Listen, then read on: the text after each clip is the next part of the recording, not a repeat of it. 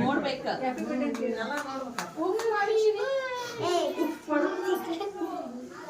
ಅದು ಇದನ್ನು ಕ್ಯಾಂಡಲ್ ಸೌಮ್ಯ, ಅದು ಕ್ಯಾಂಡಲ್ ಇದೆಯಲ್ಲ ದೊಡ್ಡದು,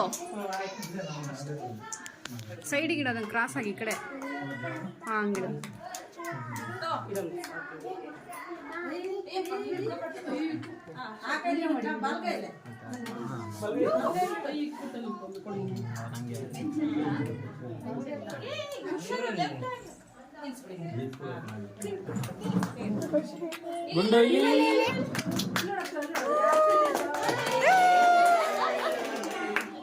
ಅದು ದೂರ ಸರ್ ಸ್ವಲ್ಪ